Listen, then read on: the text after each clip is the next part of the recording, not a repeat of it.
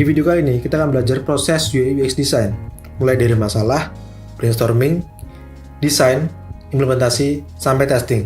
Namun sebelumnya, intro dulu.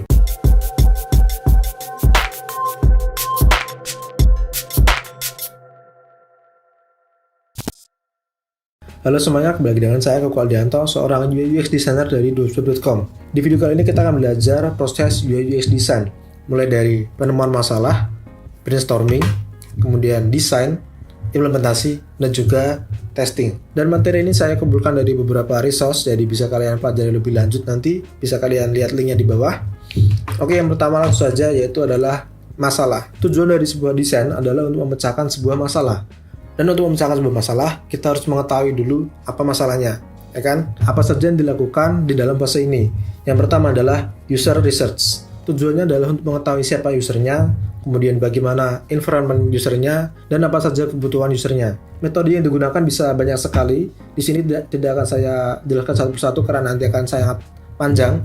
Namun salah satunya adalah interview. Yang pertama kita bisa menginterview klien, apa yang menjadi masalahnya, kemudian apa yang diharapkan dari produk ini. Kemudian kita bisa menginterview user sendiri, apa kendala yang dihadapi, kemudian apa masalah yang ingin diselesaikan, seperti itu. Nah, dari research dan interview tadi, kita susun sebuah requirement, apa saja yang akan kita buat dalam sebuah desain ini. Lalu kita klarifikasikan requirement yang sudah kita buat ke klien lagi untuk mengecek apakah sudah cocok, apakah belum. Selanjutnya, kita membuat namanya user persona. User persona adalah sebuah karakter fiksi yang kita buat untuk menggambarkan user secara keseluruhan. Tujuannya adalah supaya kita bisa mengetahui siapa usernya, kita bisa berempati tentang masalah-masalahnya, dan kita bisa mengetahui lebih baik apa yang ingin dicapai oleh user. Contohnya seperti ini, yang saya tunjukkan. Ini saya ambil dari salah satu resource di link di bawah, kalian bisa lihat nanti. Di sini ada biodata dari user. Ini fiksi ya, bukan beneran. Jadi ini kalian buat sehingga ini menggambarkan demografi atau user kalian secara umum, seperti itu. Jadi di sini ada biografi, kemudian ada sifat-sifatnya, ada motivasinya apa saja, goalnya dia ngapain untuk produk ini, kemudian frustasinya dia tentang apa saja, seperti ini. Ada personality juga dan lain-lain, seperti itu. Jadi itu adalah contoh dari user persona. Selanjutnya adalah membuat user flow. User flow adalah urutan-urutan yang dilakukan oleh user untuk menyelesaikan sebuah task. Misalkan di sebuah aplikasi pemesanan tiket pesawat, jadi step-stepnya adalah yang pertama, user memilih kota penerbangan, kota asal. Kemudian yang kedua adalah user memilih kota tujuan.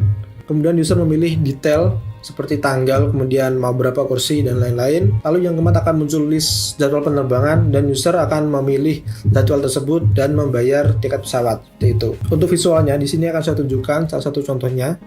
Ini juga saya ambil dari salah satu sumber di link bawah, di Interaction Design Foundation, seperti ini. Jadi misalkan user kepingin start course ini ya, jadi dia harus ke homepage, kemudian dia ke course page, lalu ke course details page, kemudian dia bisa start course. Jadi seperti urutan bagaimana user melakukan sebuah task, seperti itu. Kita lanjut ke fase yang kedua, yaitu brainstorming. Brainstorming di sini yang saya maksudkan lebih ke brainstorming design. Jadi yang pertama yang bisa kita lakukan adalah mencari inspirasi.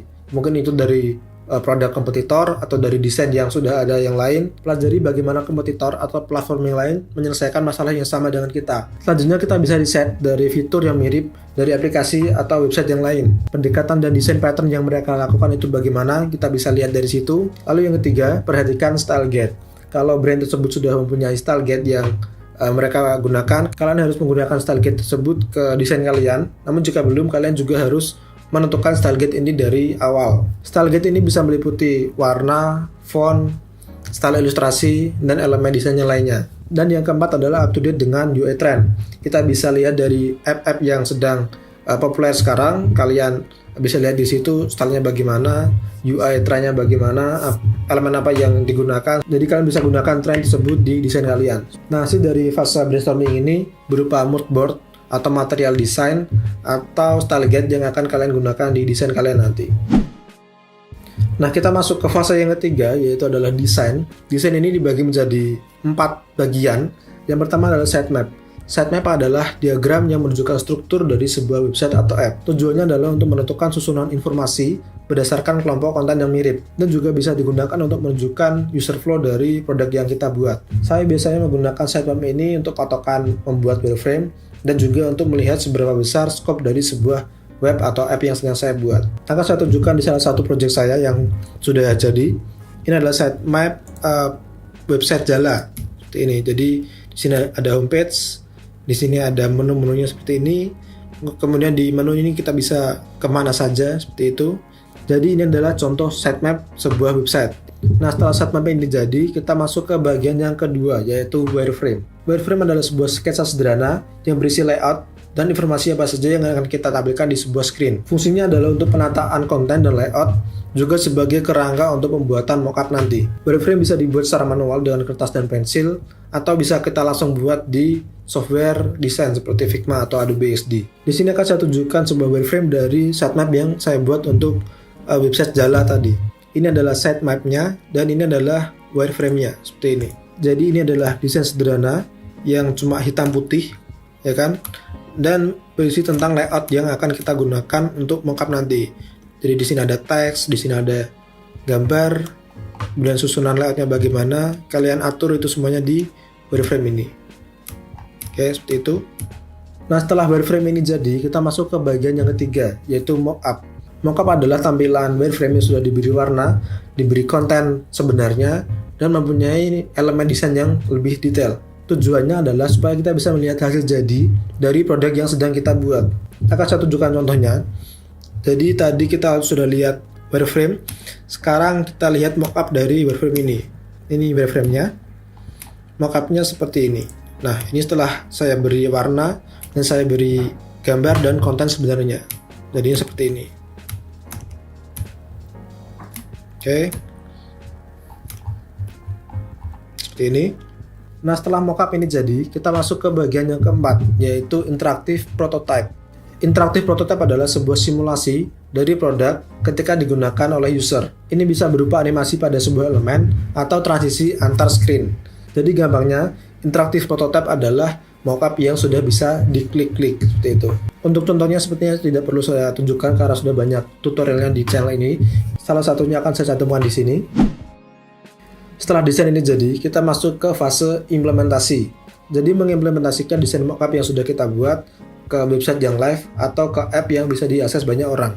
Ini adalah tugas dari programmer atau developer, tapi kita sebagai desainer juga harus tetap mendampingi karena nanti pasti akan banyak pertanyaan dari mereka. Kita juga harus memastikan apakah desain yang diimplementasikan ke web atau app ini sudah cocok dengan desain mockup yang kita buat. Nah, setelah produk tadi selesai dibuat, kita masuk ke fase terakhir, yaitu usability testing dan evaluasi. Di sini kita tes apakah produk yang sudah jadi itu bisa digunakan atau tidak, dan metode untuk testingnya ini juga sangat banyak sekali, tidak akan saya jelaskan satu persatu, namun ada beberapa hal yang menjadi inti dari testing ini. Yang pertama adalah, apakah produknya bisa digunakan, dan yang kedua, apakah produknya mudah digunakan, dan yang ketiga, apakah produknya ini bisa menyelesaikan masalah dari user, dan yang keempat, apakah produk ini bisa membuat user tertarik untuk menggunakannya lagi karena experience yang bagus yang dia rasakan.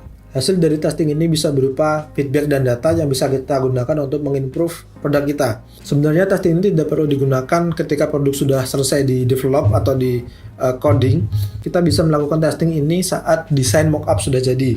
Jadi kita bisa gunakan interactive prototype itu sebagai bahan testing kita. Jadi gak harus selesai di develop dulu, ini tergantung dari flow tim masing-masing. Dan dari feedback dan data yang kita dapatkan tadi, kita bisa gunakan untuk mengimprove produk kita dengan cara kembali ke proses-proses ini tadi, tergantung dari perubahan mana yang diperlukan. Proses ini akan terus berlanjut sampai produk kita menjadi produk yang bisa digunakan, mudah digunakan, dan menyenangkan untuk digunakan. Itu dulu video kali ini. Jika kalian tertarik untuk melihat video UI UX desain yang lain, cek videonya di sini. Follow juga Instagram Koko Aldi karena di sana saya banyak share tips-tips tentang desain. Share juga video ini ke teman-teman kalian supaya kita bisa belajar bersama. Dan pesan saya adalah desain dulu aja. Nanti juga bisa. Saya Koko Aldianto, pamit.